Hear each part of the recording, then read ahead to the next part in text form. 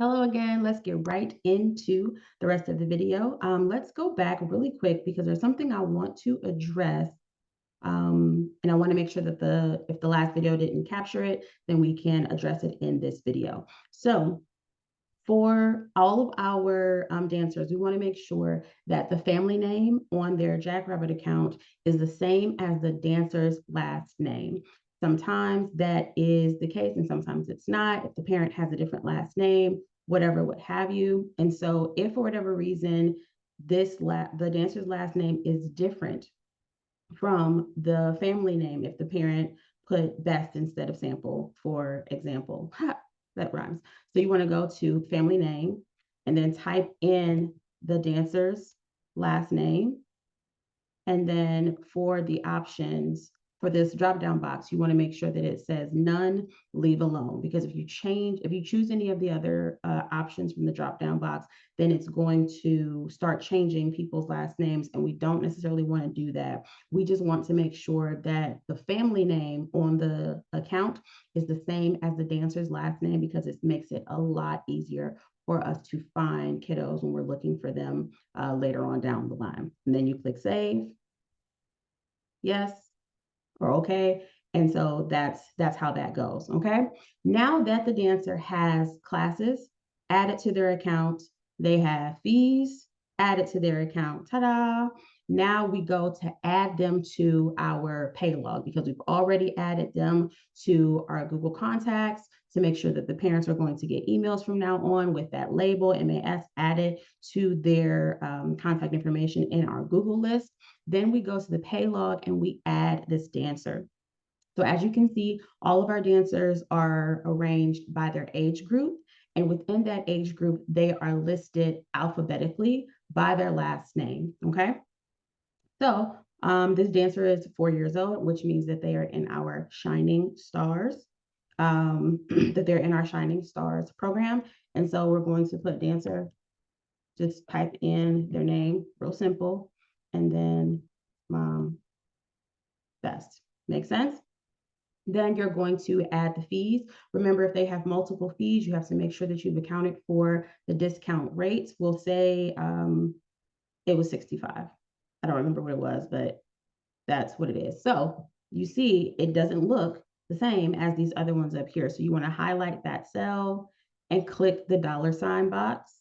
And because I'm anal, we're also going to align it because that was going to freak me out. And then you're looking at this. The next thing you want to do is add this balance. So the balance, as you can see in these other cells, it is the tuition amount minus the first payment cell minus the second payment cell or amount cell. So we're going to do the same thing in here. So equals sum, parenthesis, and this is C8. C8.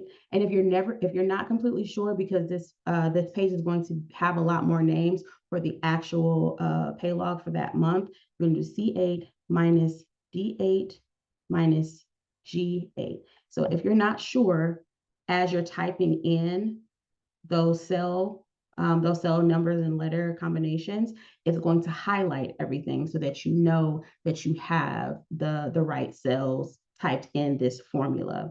Close that off with the parentheses and hit enter.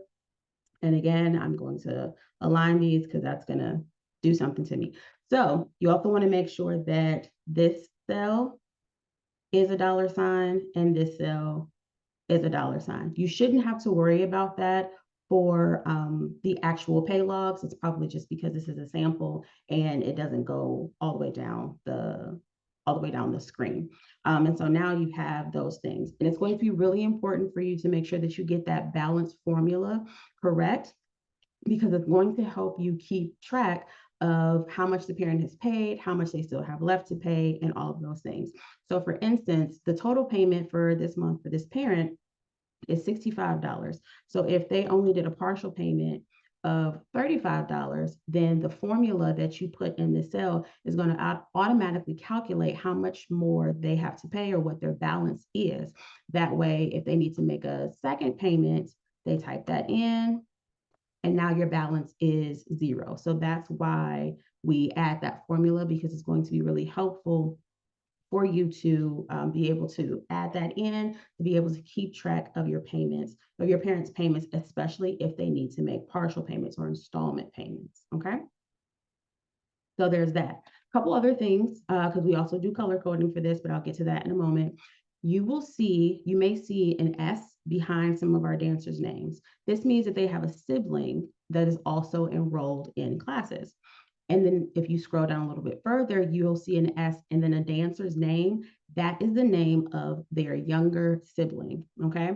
So this is going to be really helpful when you're sending messages to parents about payments, or if you're communicating other information that parents of both age groups need to know. If I have, if I see this S, which means sibling, and the name, that means that I have already contacted that parent once.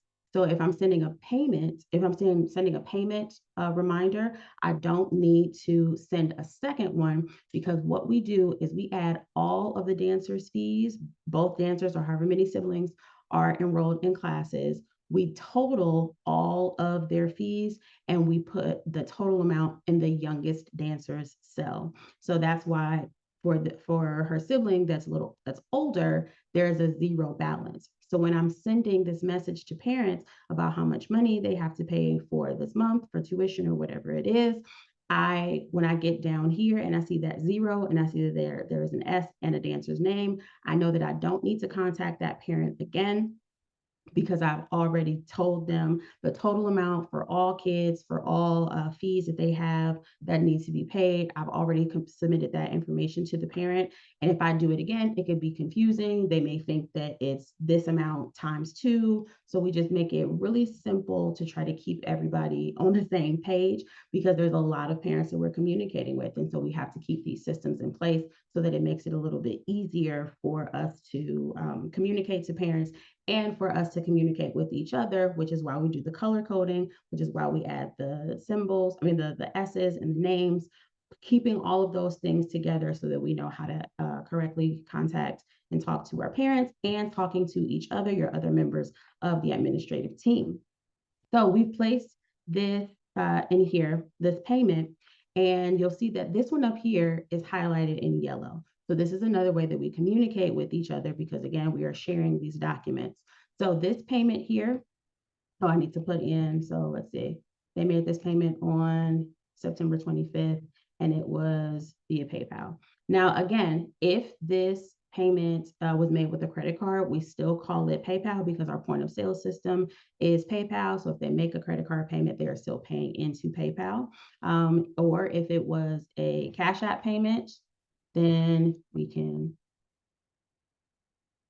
call it Cash App. So whatever method it is, just make sure you put in the date that the payment was made and the method that the parent used to submit that payment, just in case we need to go back and verify records, things like that. We know exactly which platform or which website, where we need to go to verify that payment, because we see that it was made either through Cash App, PayPal. If they paid in cash, then this would be cash, whichever method they use, because then we can go into the receipt book. So we just have all these systems in place to try to help us keep track of everything. Since there's multiple families that we're working with, since there's multiple people who are looking at these documents, we just have these little things in place to help us keep track of all the payments and to help us adequately communicate with each other. So we have that. This yellow highlight, well, once we put that information in, I'm going to put this in the middle again because that's gonna bug me. So once we have this payment done, that communicates to anybody else looking at this document that the payment has been submitted by the parent and it's been recorded in the Paylog. When it's highlighted in yellow, that means that we have also accounted for that payment in their Jackrabbit account. So the difference between this payment not being highlighted means the parent has paid it, but it hasn't been uploaded or updated in the parent's payment history in the dancer's Jackrabbit account.